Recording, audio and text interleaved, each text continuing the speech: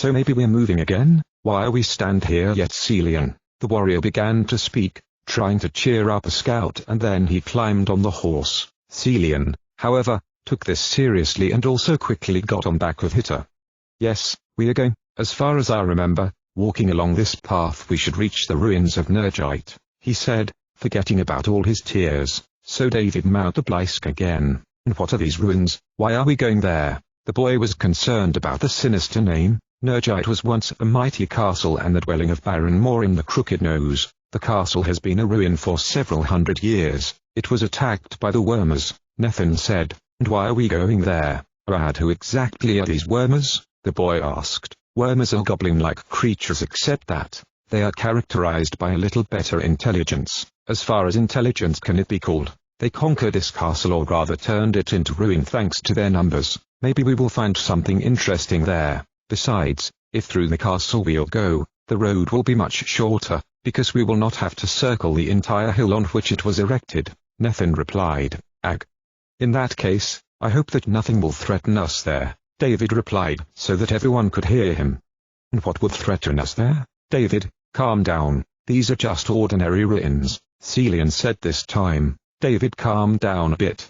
Well, yes, after visiting this swampy forest and this sick mountain, everything to me is dangerous and suspicious now. Entering any forest, I will be afraid that a goblin will suddenly jump out from behind a tree making pick noises, and when I will walk in the mountains, I'll watch out for trolls. David began to laugh, but no anyone but him laughed at what he said. The team traveled the rest of the way further north, meeting a few more people on the way, who, like Celian's parents, went to Hedron Castle to meet the Lord. After about 45 minutes, David finally saw in the distance the old, but quite well-preserved ruins of the mighty Nergite. The castle was located on a stone hill, and huge walls made of large boulders could in some places be up to 10 meters high, which gave the impression that the ruins were a part of the mountain. In the middle of the huge castle there was a high tower called a Bergfried. At the corners of the walls there were smaller and square towers, which were in a more bad condition. To pass through the gate, it was first necessary to cross the river that once served as a natural moat,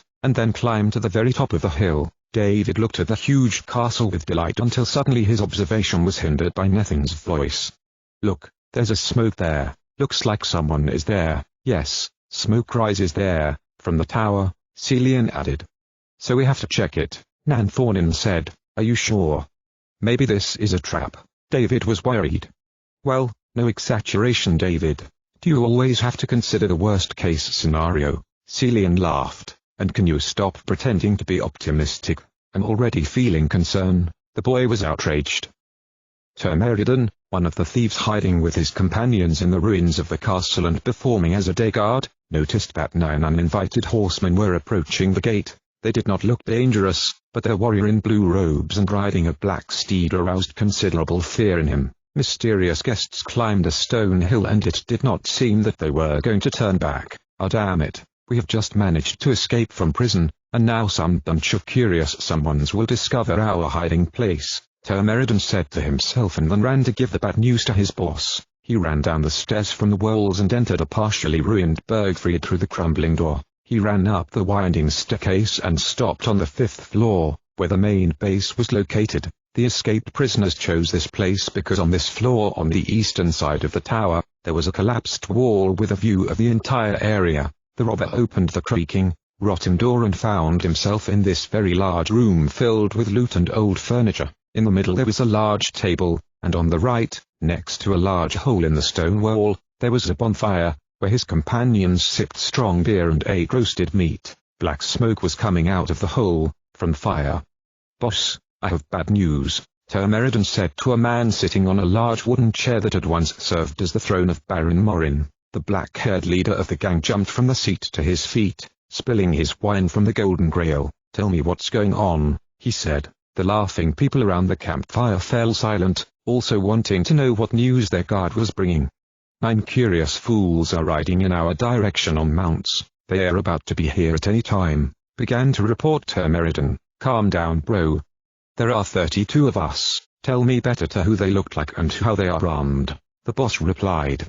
Exactly, as far as my memory does not confuse me, it is a few boys, Muddy, 2 halflings, Some type with a bow that looks to me like a scout, and 3 men. One of them looks like a good fighter, who I suppose is their guide. They are all armed and riding horses." The guard replied in detail. The black-haired leader nodded appreciatively when he heard the robber's detailed statement. "So, TWOU, we're going to deal with these problems without any problems and get more of the necessary pennies," said the boss with a smile on his face, and then he turned towards the thugs sitting by the fire.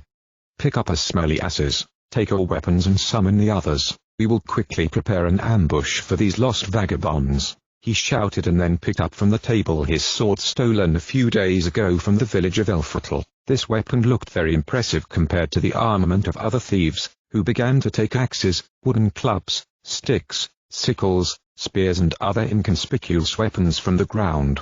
TWOU used as a weapon a short bow, which each of the guards in the band had, and a spear. The leader put on his head a shabby helmet reinforced with iron, and hung a gold chain around his neck, which he always wore during the fight. At that time, the victims had no doubt who was in charge. TWOU wore a woolen cap on his red hair and special gloves on his hands. The robbers began to leave the main room hastily to chase up their fellows resting on the upper floors, where there were bedrooms and a canteen.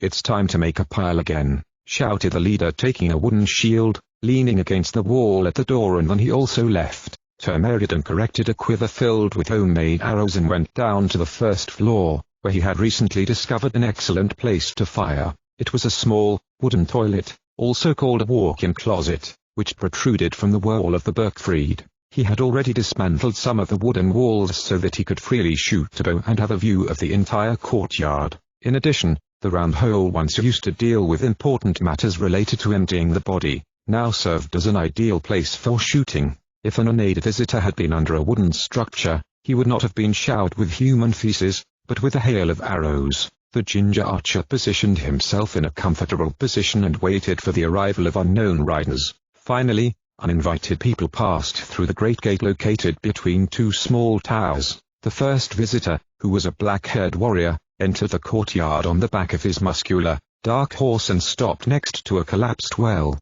"Come out of your lodges, friends, we know you are here," cried suddenly a blue-yellow warrior. Hearing this, TWOU twitched like a lightning bolt. Did they really know about their presence here? "Go ahead, there is nothing to be shy of. Come out and say hello to us," said a huge man, looking slowly in all directions. TWOU didn't know if the intruder was saying this seriously or if he was just stupidly joking to make sure no one was here, but he knew one thing. He had to silence this person immediately and get rid of all these witnesses who will surely tell everyone about their presence here. So TWOU searched for a moment so that no one accidentally noticed him and pulled an arrow out of the quiver. When he looked out again, he saw that the warrior was turned in a completely different direction, so he took the opportunity and put the arrow on the bowstring. Then he tightened the bow tightly until the feathers fisted him into the corner of his mouth. He closed one eye, aimed straight at the giant's head, and he released the arrow. The arrow pierced the air with a whistle,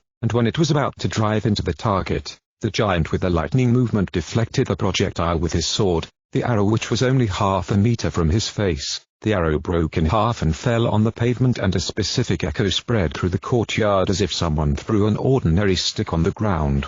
TWOU, seeing the superhuman reflexes of the unknown warrior, his eyes were shaken with terror and admiration. He noted that the companions of the giant also could not believe their eyes. Especially a boy wearing a white sweatshirt could not get out of admiration and surprise. To his startled look in the eyes, he added also a parted mouth.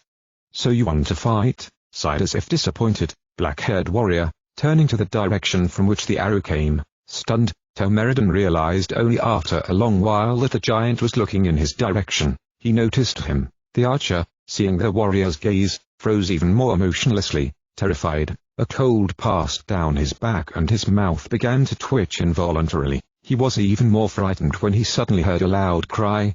"Attack!"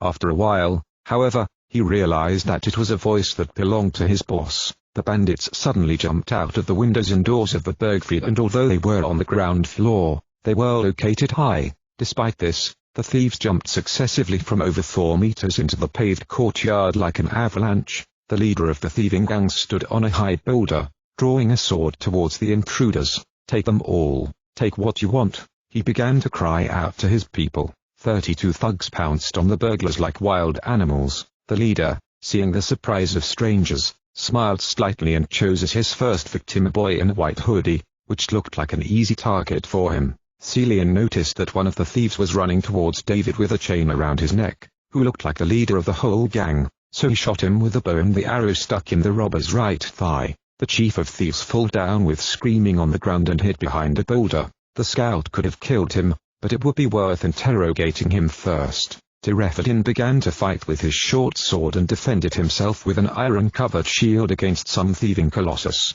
The giant robber fought with a club resembling a bunch mace. A chain was tied to the thick stick, on which hung a powerful stone, which could easily shatter the skull into several parts. The colossus brandished a primitive but powerful weapon until it finally reached the green-eyed man. Fortunately, the boulder did not hit him, but a thick chain wrapped around his body. TWOU lowered his sword and fell with a groping under the weight of a stone ball to the ground. Nanthonin, fighting so far with the head of his sword so that enemies would only lose consciousness, noticed David clenching two swords in his hands, seeing his companion in danger. In the right hand he held his own sword and in the left a heavy diamond Isletian saber. The thief, Colossus, picked up a stunned TWOU with one paw and took a tied boulder from the ground to throw it straight at his head. Seeing this, David fell into his veritable, ineffable berserk frenzy, if you could call it that way. He roared wildly and threw himself at the giant. The Colossus did not notice the boy at first, but when he saw him, he was terrified, so the thief threw a stone aiming straight at the boy's legs. David, however, in a wild frenzy, wanting to save his companion, jumped a boulder that was about to knock him off his feet, and he ran again with his squeaky scream. The terrified Colossus took the boredom to have something to defend himself and attacked the boy. He was surprised to see that the blade had not stuck into the young man, not knowing that he had hidden armor under his sweatshirt. He only tore his white clothes and barely delved into the hard leather reinforced with iron without doing the boy the slightest harm. David didn't even care. Maybe he didn't even notice it and stuck his sword into the giant's arm. The Colossus howled like a dog in pain, but managed to trip up the young warrior's legs. David fell on his stomach and the giant with a healthy hand grabbed him and put knife to his throat. "Surrender you all, otherwise I will kill these two. You have two." The giant suddenly fell silent in an instant, because his chest was suddenly pierced by the scout's arrow. The giant slumped to the ground, letting out a waste and then died. David picked up his weapons from the ground and began to help TWOU sleeve himself from the thick chains. Cillian, seeing that nothing threatened him, began to help the others. Bago threw away his sword and picked up a bunch mace from the ground, abandoned by a giant, Devillin. Nanthonin, on the other hand, dealt with his enemies much less brutally. He continued to fight with the head of the sword using a healthy hand. A daredevil ran up to the warrior and cut his sling, but after a while Heroest's horse kicked him with his front hooves as if to punish the bandit for it. Pupin and Cordrin fought along with several thieves, and despite the fact that they were short as children, they knocked everyone down as if they all were ragdolls. Only one of them could not be so easily defeated, but Cordrin kicked him in the side of the head, inviting him also to the land of sleep. After a while, two halflings heard Turhin scream behind them and saw that the boy was knocked to the ground by one of the thieves. Fortunately, Nethin came to his rescue and stabbed the robber with a sword in his bare side. Someone wanted to get the young man from behind, but Bago threw his bunch cane like an ordinary chain. The bandit made a terrible scream as the chain wrapped around his body and a large stone bullet struck him in the back so hard, that he hit slaughtered the ground, as if he had been fired from a cannon.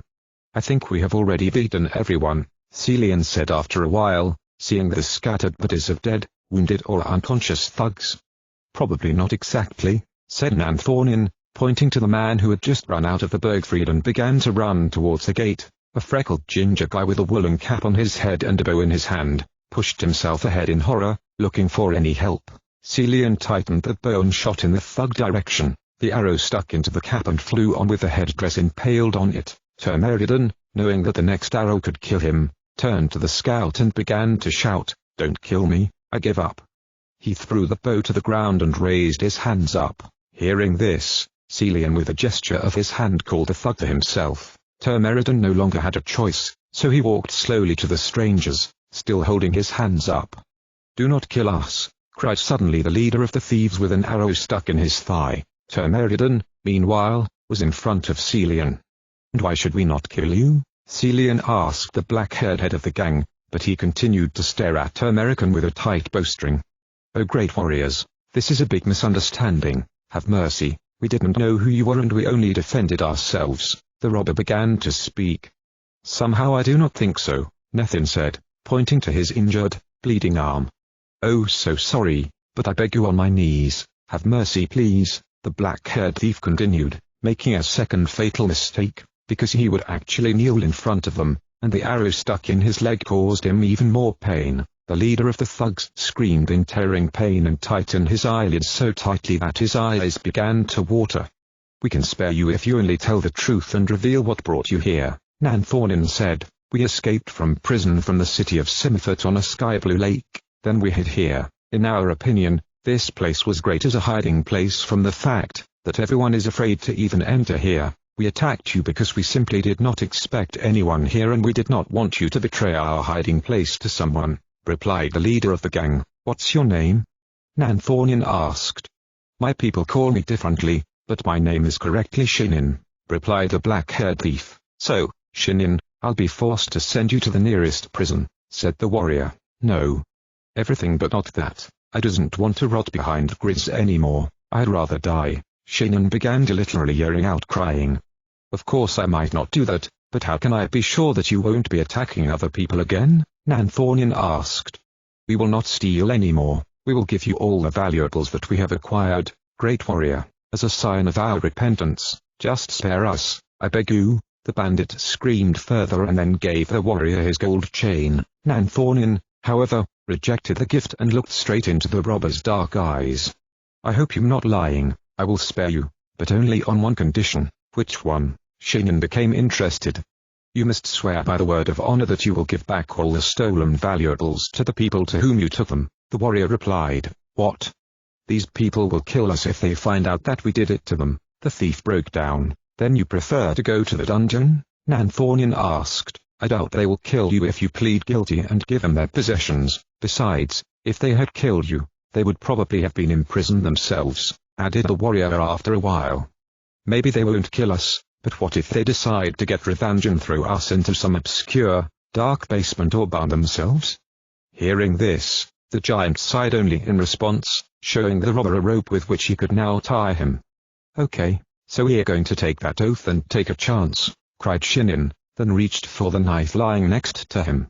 "I, the head of a vicious thieving gang, renounce what I do and correct my mistakes in exchange for giving me my life. From now on, I will live honestly with my buddies as long as they want to and I will give all the stolen things to the aggrieved owners." When he said this, he hesitated and quickly injured a thumb on his right hand. A small trickle of blood flowed from the finger. Then Shinin gave it to Meriden. The redhead did the same and took an oath and handed over the tool to the others. One of the thieves approached the dead colossus with a knife of oath. "He is dead, you idiot," Shinin growled at him, forgetting quite the pain when he had just picked out an arrow shaft stuck in his leg. "What about the unconscious? Are they also supposed to take the oath?" asked the robber. Hearing this, the leader wanted to plug his ears, but after a while he realized that the bandit was asking a quite logical question. "I wonder when everyone will wake up," Shinin began to wonder. Chapter 26. "You said that there are no thieves in Efinestra." David turned to Nanthonin when they left the ruins of the castle through the northern gate. The warrior glanced back at the gang, which was helping each other recover from their recent visit. "I said that in Efinestra you do not see many thieves," he reminded. "Oh yes. Sorry," laughed the boy. The team continued approach the north. The road on which their mounts walked must have been as old as the ruins of Nergite and rarely frequented, because it was barely visible. After a while, the path turned east, but the riders drove more northwest along the wilderness. "Very empty here, only the grass itself can be seen," David said, "and in general, we are still far from Nelthan?" he asked a moment later. "We are already close, but to get there we will have to overcome another stone wall. Fortunately, Tirefadin says that he knows a sectored passage that will allow us to go upstairs," Nathan replied. "And what is this passage?" the boy asked. Tirefadin said that it is a tunnel once frequented by the king himself. "I've heard of this place too, but I don't know where it is," replied the fair-haired young man. "Oh. And I thought it was a path, and corridor, or a staircase." David was disappointed, who after visiting the goblin lair, began to associate dark places such as tunnels badly. "Something wrong?" Nathan asked, seeing a strange expression on his friend's face. "Nope, all right," David replied. Nathan nodded his head, but he could see that the boy was hiding something. "And we have to go through this secret tunnel. Other roads should lead upstairs. After all, if few people know about this transition, how could people get to the capital?" David said again. "Of course there are other passages such as roads and stairs. The road from which we recently left even led to one of them, but it is located a little further. In addition, there would be a high risk that we would encounter patrols of worms or goblins there," Nathan replied. "I think you're right. After all, you know this whole world better than I do," David said hastily. They continued walking through the tall grasses until, after about 20 minutes, David saw some colorful trees. "However, something is growing here. So far I have only seen this grass and nothing more." He was glad to see a dozen or so trees in front of him on the right, forming a kind of small forest. When they approached, the boy also noticed that in addition to trees, there are also a lot of dense bushes of wild blackberries. Nanthornian jumped off the horse and took a few tiny fruits to eat.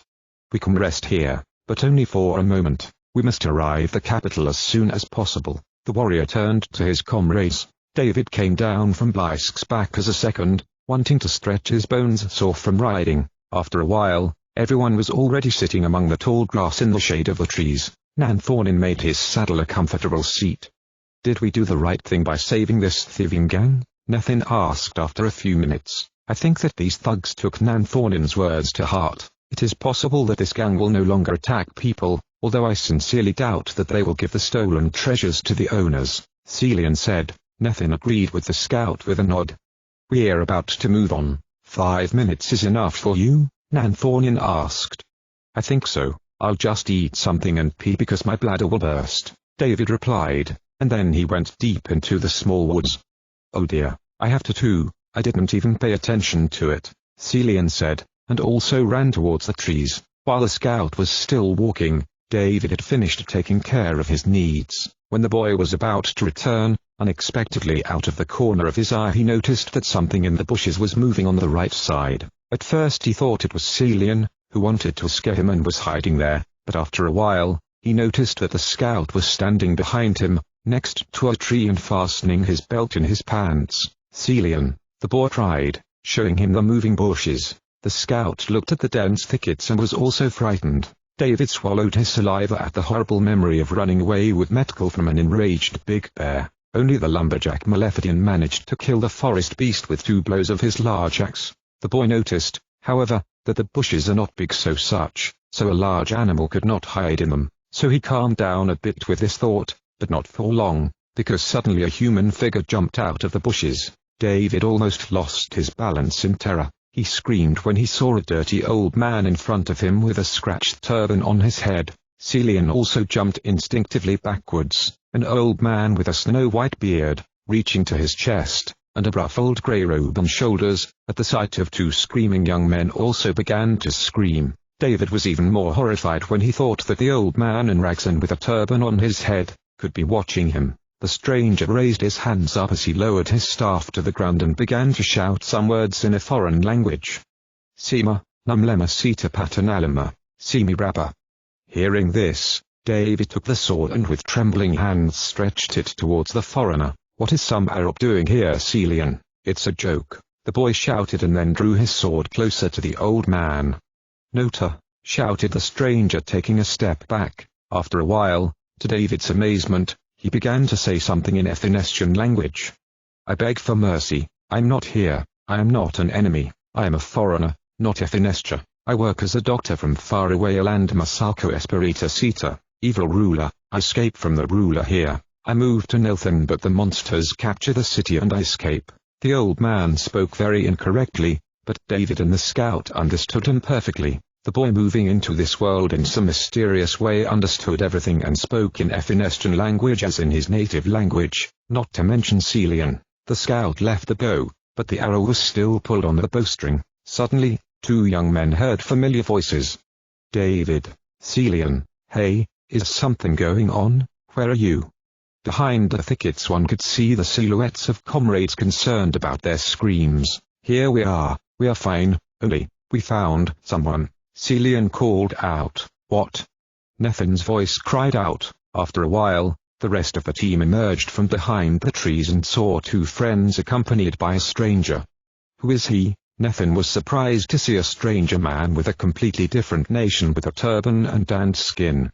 I'm of origin. It means to be a Masakan, foreigner, the old man replied. Masakan? Here, after all, this is the other end of the world. Terhin disbelieved. What do you do so far from your homeland and what brings you here? Nanthaunian began to ask the foreigner in a friendly way. Believe me, maybe it has come to your ear that in Masako sits an evil ruler who is called Masako. He should call my homeland after him. He considers himself to be God. In my homeland it is bad, so I came here to be as far away as possible from my country. I get a job at Nelthon, work as a doctor and learn Athanasian. Unfortunately, the city is attacked by a monster. Monsters, a lot of monster. I take refuge here. Tomorrow I want to move to Sindran Castle. Unfortunately, from the southern side of the passage are blocked by a bunch of thieves and in the north and east patrols are monsters, so I set up a temporary shelter here for a few days. Masakan said, even I've never been this far from home, even though I used to wander a lot. Why did you choose this country to live in? Asked Popin the old man. I have heard many verses about this land. When I be little and the king and other good to be, all over the world encircle be rumors and truths that this country to be, despite the fact that it is small, but the most powerful. That's a fact. Ephinestica, Aztraca, Nahecha and Jurita are known all over the world and considered to one of the most powerful countries, or rather, for one nation formed of four lands. Many foreigners come to Nelthon, but I don't think so that you came here just for that reason, and from so far away. Nathan said, good. To tell the truth, I also come here, because I have heard a lot about the mystery of the Gate of the Three Worlds. It is said that the gate is magical. It can move to the afterlife supposedly. I want to check it out and come here 2 years. 2 years ago it meant, I'm a doctor or rather to be once and now without work. Masakan said. So you wanted to see the Gate of Three Worlds? Nathan made sure. Oh yes. I want to see the gate with my own eyes. Other wanderers say that it is made of pure gold and guarded by the secret of a warrior from behind the worlds, the old man replied. Hearing this, the team suddenly looked at Nanthaunian. Masakan also looked at the black-haired warrior without knowing what they meant. And did you dream of seeing this gatekeeper? Popin asked. Oh yes. As long as he exists, yes, the old man replied. So you can visit me one day, said the black-haired warrior, emerging from behind the back of his comrades. The old man looked at him and blinked his eyes quickly, not knowing if anything had just oversaw him.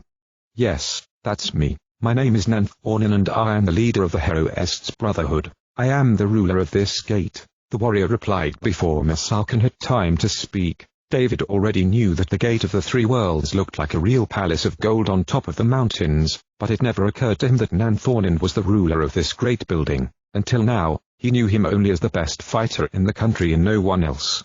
How? What? This whole castle, or rather the gate castle, belong only to you? Do you have subjects there? Are you a lord? You said that you are only a warrior and not any leader or lord. The boy suddenly began to scream, incredulous.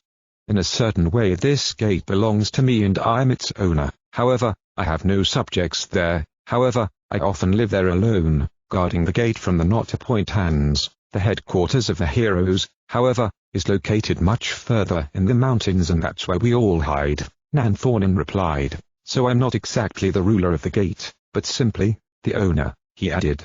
Masakan looked at the face of the warrior without believing his own eyes. This, for me it is a great honor that I was invited to be home he said and then noticed that Nanthaunian had a dislocated left hand. Oh, I'm a doctor. It is a great honor for me to help you warrior for the great Nanthaunian and to serve you all. My name is Sigrimatic. You can call me Sigri. In my shelter I have a lot of medicine and other things needed, he said and then led them deep into the woods, my camp to be there.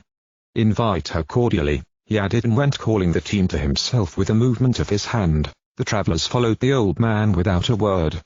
I warn you right away that I like cats. Please do not be afraid, they do not bite, said Masakan, when they had already walked a dozen or so meters. Cats, I like cats, and very much so. Why should we be afraid? Terhin asked. Oh, boy, my pets are sometimes dangerous to stranger. the old man replied. After a while, the team saw the camp of the grey-bearded Dr. Sigri. To their amazement, the hideout was very cozy and comfy, covered with leaves from everywhere. In front of a large hearth stood a large hut made of thicker sticks and branches. Next to the tent, resembling a hut, lay firewood covered with some sheets so that it would not soak. Around the hearth laid colorful, slightly dirty carpets and pillows, which protected a large tree from the rain. "Sit down, I have coffee, you want to?" Masalkin asked. "I can taste," murmured quietly to Refedin, sitting on comfortable pillows. "I can too," Cordrin said. The old man nodded. Nathan and David helped the old man light a fire, so that the water needed for coffee could boil. When they were done, Sigrimatic poured hot water over the coffee in the cups, and Cordrin pulled the milk out of the bag. When the coffee was ready, Pupin was also tempted to taste it, seeing how good it was for the other two companions. After a while, Masalkin approached Turhin. "You told me, boy, that you like cats. Maybe you want to see my animals?" He talked to a dark-haired boy. "Yes, gladly," Turhin replied with a smile. Hearing this, the old man went towards the hut, opened the curtain and looked inside. "My cats sleep sweetly, but I guess nothing happens like me to wake them up, because they love me very much," he announced, and then went inside. The team heard some noises inside. After a while, Masalkin left him with the company of two pets, if you could call them that. Turhin's eyes widened with delight when he saw two big cats, a leopard and a tiger. David also had his eyes cleared, but unlike the boy, he did so out of horror. The others reflexively retreated backwards, not expecting such a thing, but after a while they realized that nothing threatened them, so they approached admiring the wild animals that did not fit the local climate. "I've never seen a jaguar and a tiger. I had only heard of these animals from Rabban Murtag and read about them in the Lord's library." Nathan was delighted.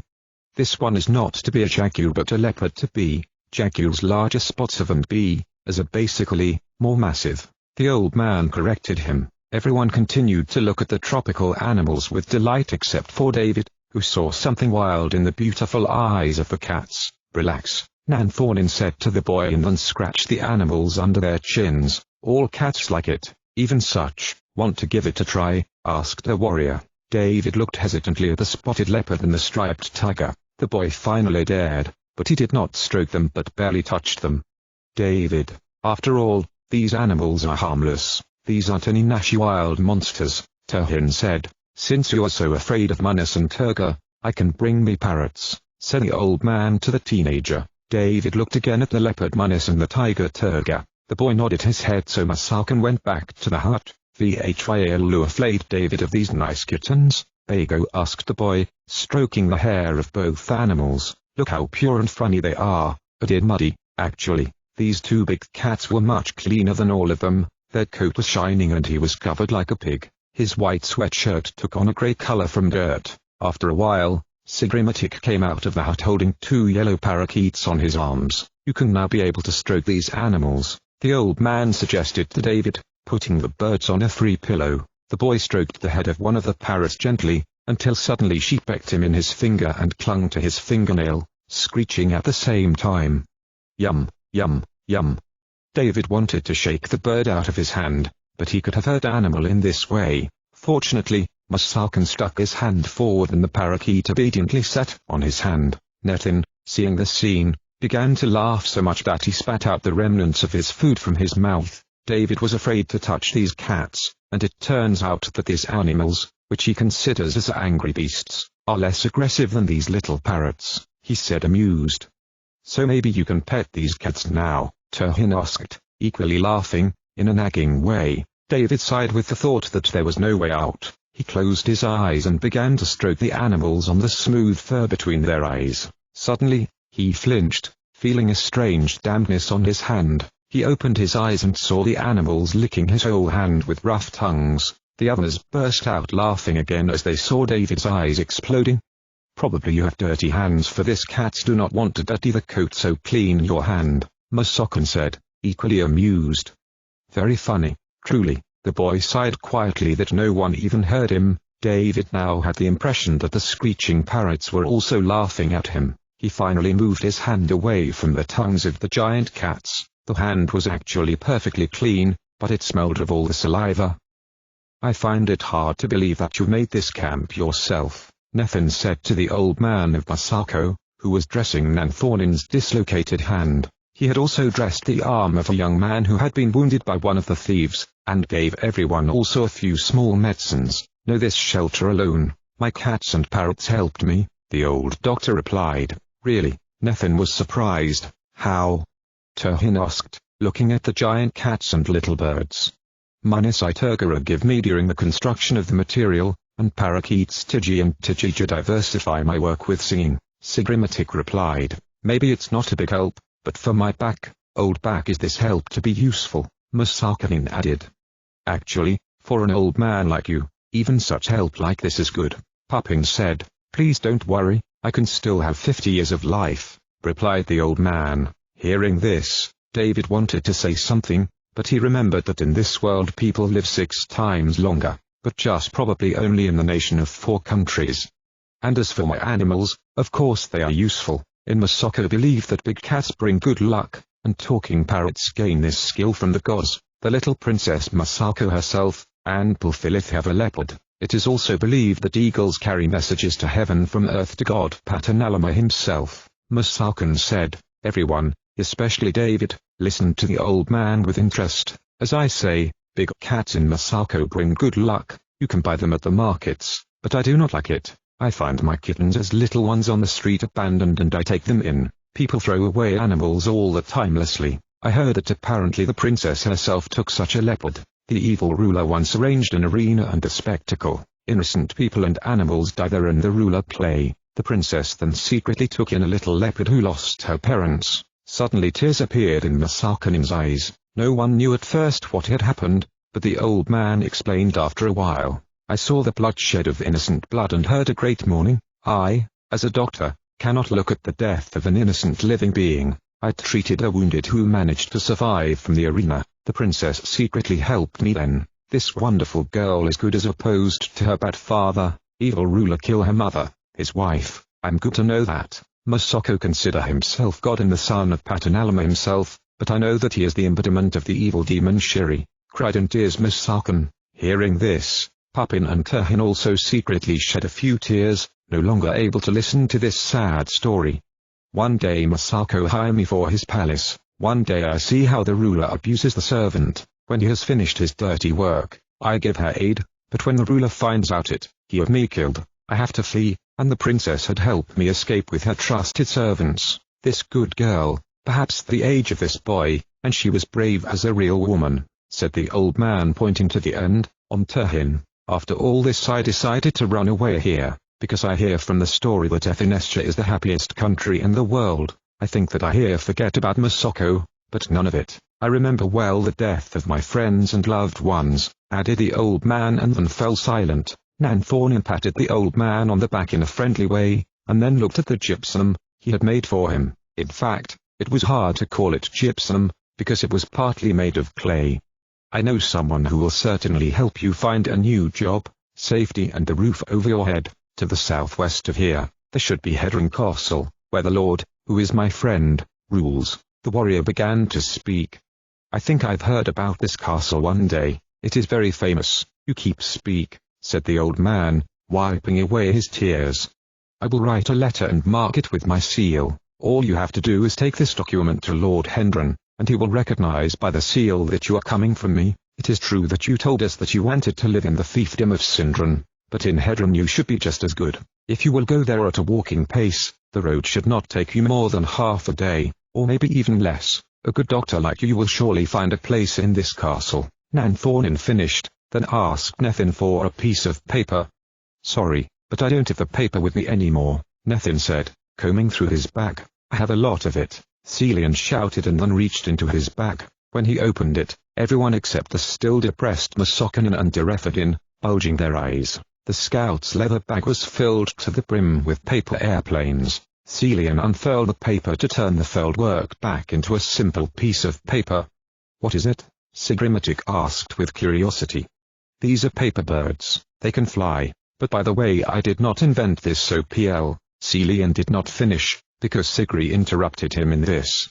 Birds of paper, paper. David grabbed his head. "Can I kindly get this paper already?" Nanthornian asked. "Of course."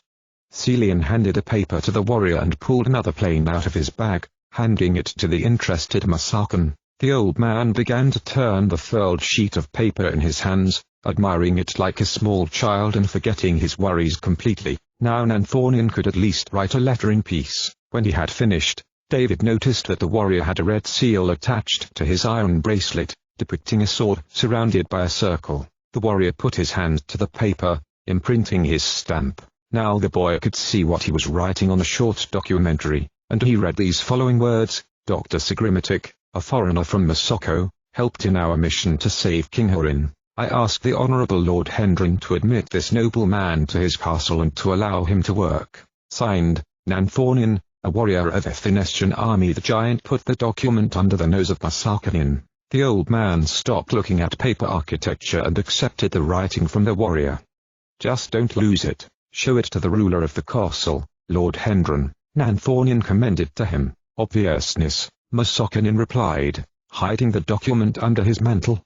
"Unfortunately, it's time for us. Remember, Hedron Castle is located southwest of here, next to the Great Forest," Nanthornian said. Masakanin nodded. "So you are already going?" asked the old man. "Yes." The warrior replied briefly. "So the wide road. It was nice to meet a great warrior. Goodbye." The rest of the team also got up from the ground. "Goodbye.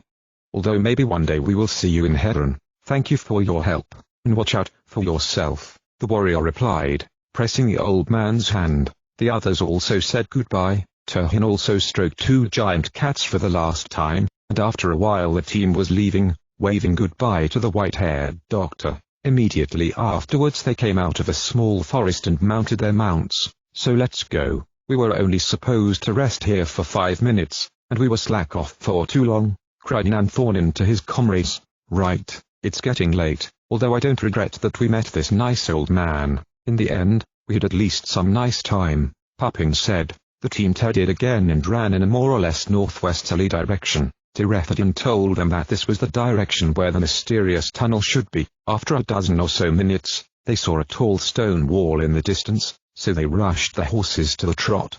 The sky above the horizon, where the sun was already setting, took on an orange color.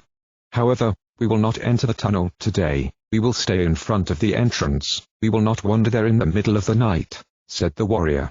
Finally, after about 12 more minutes, they found themselves in front of a stone wall, about 50 meters high. Finding a secret passage took them not little time. In the end, however, they found it, several meters on the left, covered with creepers. "So we're going to camp here," said Nanthornian coming down from Nantha's back. The team set about making a bonfire and lining blankets. "We had an interesting day today," Caudrin said, recalling meeting with Celian's parents, fighting bandits and recently visiting the benevolent Masakan. Pupin nodded affirmatively and sat down on his bed. "I'm already going to sleep. Good night," David said, lying comfortably in the pallet. Celian and Turhin also followed his example. "And you don't want to train with sword with me before bedtime, David?" Nanthornian asked the boy. "That what? We can do it tomorrow," David said. "Let it be lazy TWOU. Sleep and I'll keep a night watch," laughed the warrior. "Just remember that soon we will be in the capital, then it will not be so easy for you," he added after a while. Everyone, of course, agreed with him. David, however, thought it was time to sleep, so he covered himself with a blanket while the others talked before bedtime. Only Tirethidin sat with a strange expression on his face, as if he were afraid of something. However, no one but only the warrior noticed this, and Nanthornian ordered everyone to lie down after a long time. "Tomorrow is a heavy day. We should then finally reach the capital," he said. The team did not have to be spurred, because after only a few minutes they fell asleep with a hard sleep after days full of impressions. Only Tirethidin still did not sleep. Chapter 27.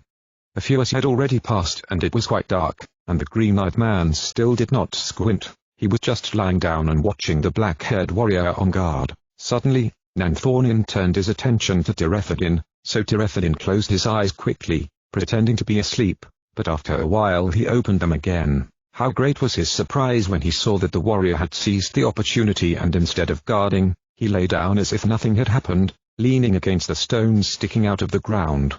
After all, He said that he would be on guard and now he is sleeping? Tirethadin was surprised and then stood up and went to the warrior to see if he was actually asleep. Nanthonin was really just pretending to be asleep, but the brown-haired man, seeing his eyes closed and hearing the fake snoring, thought that the warrior was really not fulfilling his duty, so he turned around, to return to his bed pallet, and as he did it, he froze in terror, seeing a masked face just a few inches away. Tirethadin took a few steps back, recognizing Mirendagon's face.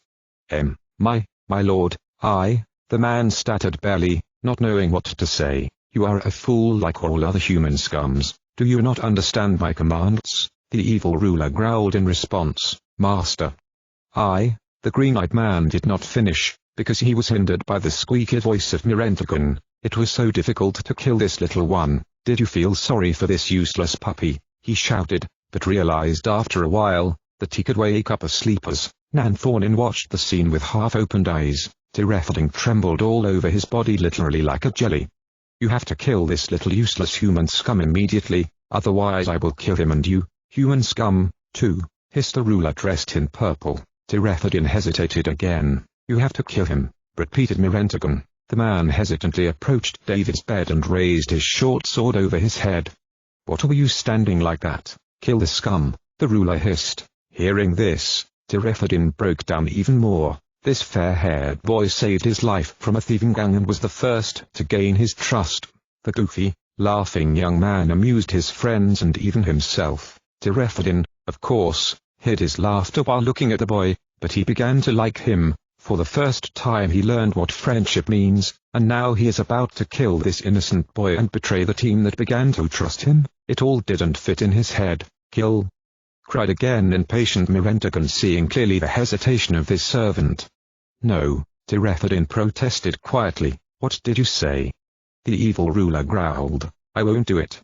I hate you, monster, Tirethadin cried, then swinged his sword at the Dark Knight. Mirendagon, however, with superhuman speed, grabbed a blade with his hand, which pierced his glove and stuck into his skin. The tyrant hissed in pain and anger and whipped the sword from his hand. Did you want to kill me? He asked ominously. Tirethadin answered nothing. Mirendagon grabbed his sword, and when he wanted to chop the servant who had betrayed him, he was prevented from doing so by another weapon. Nanthonin parried the blow with the blade of his sword, saving Tirethadin from certain death. Mirendagon turned to his side and looked directly at the warrior. I already know who you are, light-eyed garbage, cursed servants of a mysterious army, hiding in human disguise. What did you want to prove by sending this little boy into this world? That he is more powerful than us? Or maybe you wanted to show him this beautiful land so that he could know what the incarnation of evil looks like. You are just and rubbish littered just like this human puppy. He began to scream.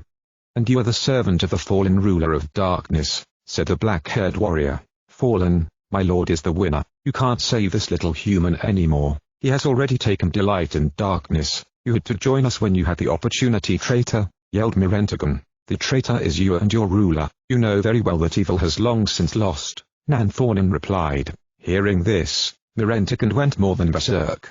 Be silent, light-eyed scum. All three worlds will be plunged into darkness. My lord will hear the lament and weeping of all human vermin. Everything will be again beautiful, beautifully. Mirendagon started shouting so loudly, that no one else in the world would even be able to do it. The sleeping team, hearing an indescribable, demonic scream, jumped to their feet. David, however, immediately fell over in terror as soon as he got up. Mirendagon, seeing that he had woken everyone up and revealed himself, only began to yell more and threw himself at Nanthonin. The warrior parried the first blow with a sword. By the collision of two weapons, sparks fell. Mirendagon, in a wild, indescribable fury, brandished his sword, squeaking and screaming. Suddenly, Nanthonin reached for the evil ruler with the blade of his weapon and drove it deep into his body. Mirendagon looked at his side, where his sword was stuck, and began to tremble with rage and pain. The black-haired warrior pulled his weapon out of the tyrant's body, and when he did, Mirendagon violently raised his head, showing them his mask. Everyone screamed in horror, seeing that the steel mask of the evil ruler depicting the face of a bearded man, began to move. The lips began to waft, and after a while the jaw in the mask unclenched so much that it reached almost to the very chest of the tyrant. The mask he wore turned out to be alive, From the open throat came a demonic scream and yelp. Now everyone knew why the mask did it. If eye holes, the eyes in the mask were shining and staring with hatred at the blue-eyed warrior. Nanthornian, however, gave the impression that he was not at all frightened by Mirendagon's appearance and wild behavior. The evil ruler's sword-wielding hand trembled as if it had convulsed, until it suddenly rushed back at Nanthornian. The warrior parried the blow and cut a cheek of the monster's steel mask. A trickle of tar-black blood poured over the silver mask. Mirendagon touched the injured place and wiped away the dirty blood. "You will pay me for it. Soon you will know my true incarnation," he hissed, with the mask's mouth moving like a real face. Without a moment's hesitation, Nanthornian stabbed the ruler in the chest, where the heart should be. Mirendagon howled in pain, pulling the blade from his body, but it was uncomfortable for him to die. He grabbed his chest and stepped back a few steps with a stagger in his steps. "You will pay me for it." He walked out with a smile until suddenly he jerked his purple robe, covering it his whole body. Nanthornian threw his sword at him, but it was too late. The robe fell to the ground, and Mirendagon was gone. After a while, the purple outfit also dissolved into the air, leaving behind only purple smoke. The team had the impression that in this purple cloud they could see distorted, screaming faces, which immediately afterwards also disappeared. There was not the slightest trace of Mirendagon.